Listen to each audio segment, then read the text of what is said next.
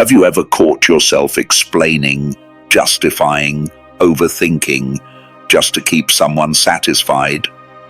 You replay the moment in your head. You wonder if you sounded rude, if they misunderstood you, if they think less of you. You write a text, delete it, write it again. Still doesn't feel right. Now pause. Ask yourself this: why are you explaining yourself to someone who never truly listens? The truth is, not everyone deserves your reasons. Your why is not a gift to be handed out like spare change. It's sacred, it's private, and it should be shared only with those who've earned the right to hear it. But most people don't care about your reasons. They don't want your truth. They want your compliance. They want you to keep explaining until you break, until you doubt yourself, until you shrink. And the worst part, most of us give them exactly that. We explain ourselves into silence, into guilt, into emotional debt. Let me be clear. You do not owe an explanation to people who twist your words into guilt, ignore your boundaries, ask questions not to understand, but to corner, pretend to listen, just to control, disappear when you speak honestly. If you recognize even one of these patterns, listen closely.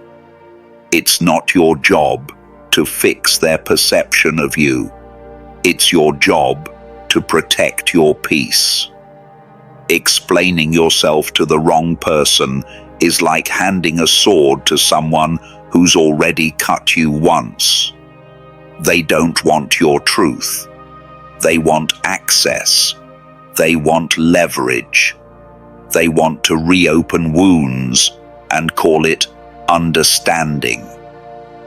This is where Stoic detachment isn't cold. It's wise. It's not avoidance. It's self-respect. The Stoics weren't emotionless. They were intentional. They didn't withhold explanation to be rude. They withheld it to preserve clarity. Seneca once wrote, "Associate with those who will make a better man of you." And you know what that means. If someone keeps pulling you into emotional quicksand, questioning your every move, testing your every no, then they are not your people. They are not curious. They are controlling. And here's the trap. The more you explain yourself to people who don't get it, the more disconnected you feel from yourself. You start to lose your own clarity. You question your gut. You second-guess your decisions. That's how people gain silent control over you. Without yelling, without threats, without direct confrontation. Just one demand. Why? Over and over, until you soften.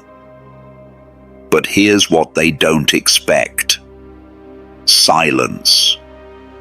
Silence is what disarms them. Stillness is what exposes them. The moment you stop explaining, they're left with no material to work with, no opening to twist, no language to manipulate, just their own projection and your distance. And that's where your power begins. Even after you've explained yourself clearly, calmly, even kindly, some people still act confused. It's not a lack of understanding. It's discomfort. Your clarity threatens the role they want to play in your life. It removes the control they quietly depended on. Not everyone benefits from you being centered. Some people prefer you uncertain, because when you're unsure, you seek direction. You second-guess your choices, and in that space of doubt, they thrive.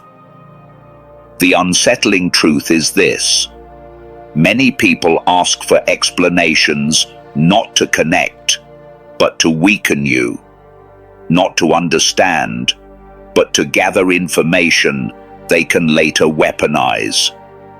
They remember what you say in vulnerable moments. They'll save your why and bring it back, but twisted.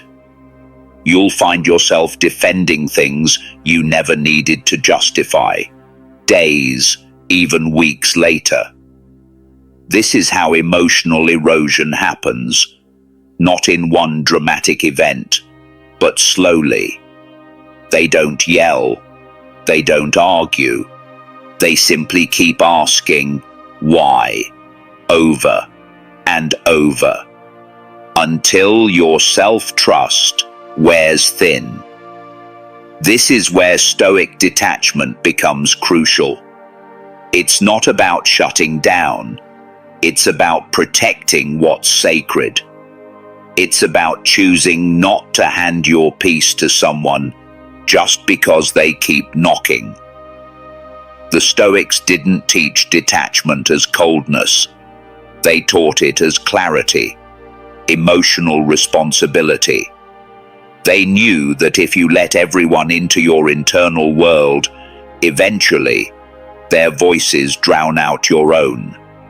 Stop giving open access to people who haven't earned it. You don't owe your emotions to every curious mind.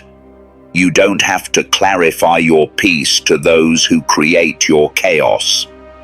Let them misunderstand. Let them fill in the blanks. Because the ones who truly care won't need the full story to treat you with full respect. And when you stop explaining, you'll notice. Some people will panic, not because you've hurt them, but because they've lost their grip. When you say no without a reason, when you go silent without apology, when you walk away without offering closure, some people get visibly uncomfortable.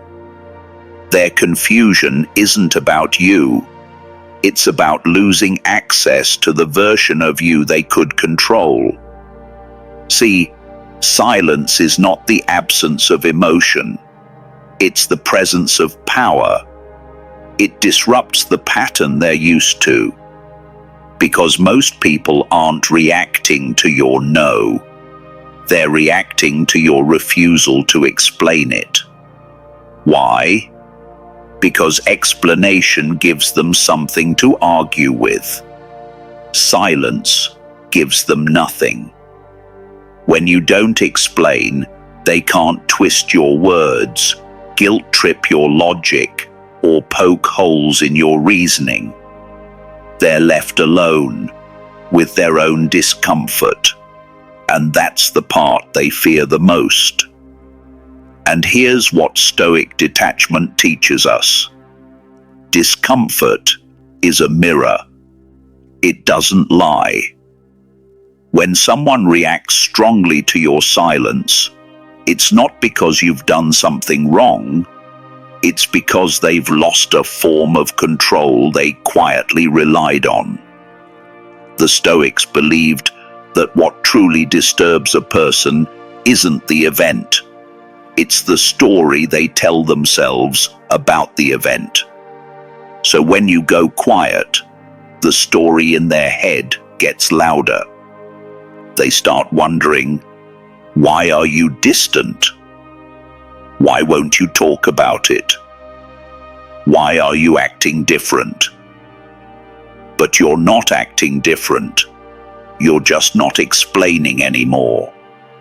And in their world, that shift is threatening. You'd be surprised how many people are only kind to the version of you that's easy to manage. The moment you show boundaries, they call you difficult. The moment you stop justifying, they call you cold. But those labels are reflections of them, not definitions of you. So don't internalize their discomfort. Observe it. Let it reveal who they really are when they're no longer in charge of how you feel. Because anyone who needs your explanations to offer you respect was never giving real respect to begin with. Here's the truth. You don't need to explain your distance to someone who never honored your presence. And if your silence makes them uncomfortable, it should. Because your silence is not passive. It's precise. It's not withdrawal. It's wisdom. It's not absence. It's alignment. And the moment you understand that, your silence stops being a reaction and becomes a choice. If this spoke your unspoken, subscribe now, because the next video finishes the sentence you've been holding in. That subtle pull, when someone says something just to get a reaction out of you, is rarely loud. Sometimes it's wrapped in concern. Other times, it's coated in sarcasm or disguised as a question. But make no mistake, it's bait. Bait for explanation. Bait for defense.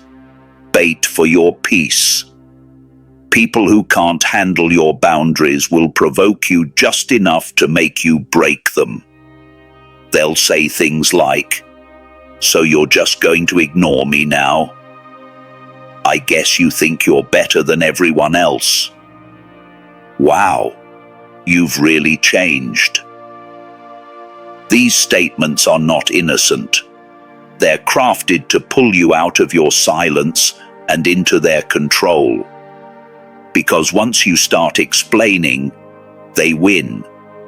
Now you're defending your tone, your silence, your distance. You're giving them energy they don't deserve.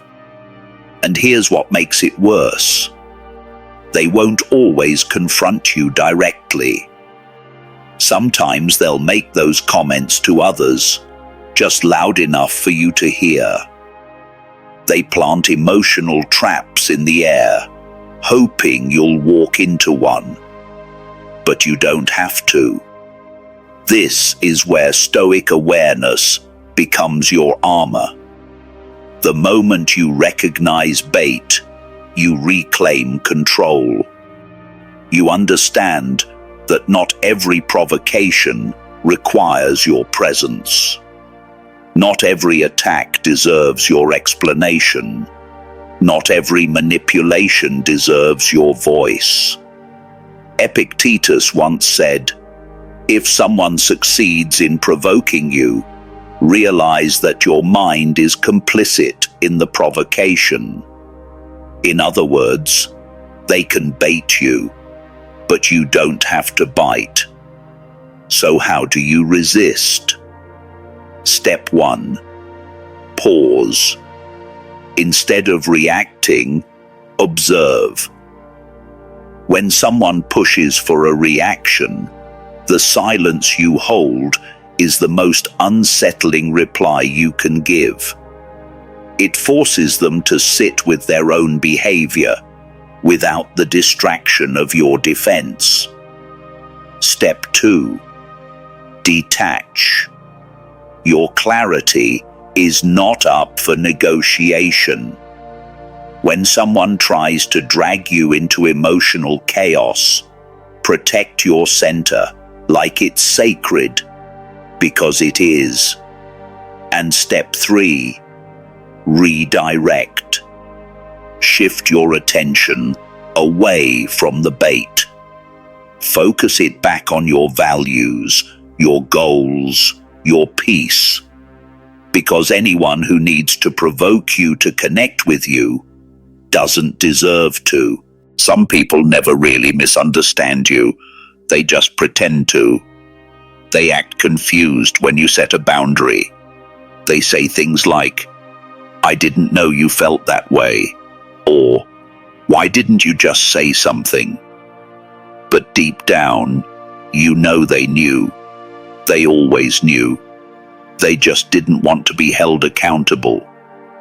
There's a difference between someone who misunderstands your silence and someone who uses it as a shield to avoid responsibility. The first kind, they ask to understand. The second kind, they ask to manipulate. And your mistake is often believing both deserve an explanation. They don't. When someone truly doesn't understand you, they approach with openness. They ask thoughtful questions. They listen without judgment. They want to get it right. But the ones who pretend not to understand, they twist your silence into arrogance. They frame your distance as betrayal, and they call your peace a problem. That's not misunderstanding. That's strategy. Because if they can label you difficult, they don't have to change. If they can paint you as cold, they don't have to admit how they hurt you. If they can pretend they didn't know, they get to avoid growth. So ask yourself, are you over-explaining to someone who's just pretending not to get it? Because that's the trap. You explain. They ignore. You explain again. They deflect. You explain again. They mock. Now you're exhausted, and they're still unchanged. This is why the Stoics valued silence, not just as self-protection, but as a filter. Marcus Aurelius once wrote, "Don't waste time arguing what a good man should be. Just be one." In the same way, don't waste time trying to prove your clarity to people who profit from your confusion. Be clear, be still, and let them misunderstand you if they must. Because here's the truth. When someone truly wants to understand you, they will. And when someone doesn't, no amount of explaining will ever be enough. Let your silence separate the two. Maybe, just maybe, the version of you that finally found peace wasn't louder. It was quieter. Not more reactive, but more rooted. Not more available, but more selective. And maybe that version doesn't argue, doesn't beg, doesn't prove. It just is. Here's what most people never understand. Silence isn't emptiness. It's presence. It's the mark of someone who doesn't chase being understood by those who are committed to misunderstanding them. You weren't put here to convince everyone of your worth. You were put here to embody it. And when you stop explaining, when you stop negotiating your peace, when you stop performing your pain for those who don't care, that's when the shift happens. You go from trying to be heard to hearing yourself. You go from proving your value to protecting it. You go from being reactive to being undeniable. That's Stoic detachment. Not to escape the world, but to rise above its noise. To live in alignment with your values, not in constant reaction to others' expectations. Marcus Aurelius once wrote, "The soul becomes dyed with the color of its thoughts." So what color is your soul becoming? Is it soaked in over-explanation, guilt, and noise? Or is it becoming grounded in silence, clarity, and strength? You get to decide. And remember, the final form of self-respect is not shouting louder. It's walking away, quietly, completely, and without regret. Not because you gave up, but because you grew up. Now imagine this. They still don't get it. They still talk. They still twist. And you're not even in the room anymore. What if your silence was never about avoiding conflict, but about becoming someone they can no longer manipulate?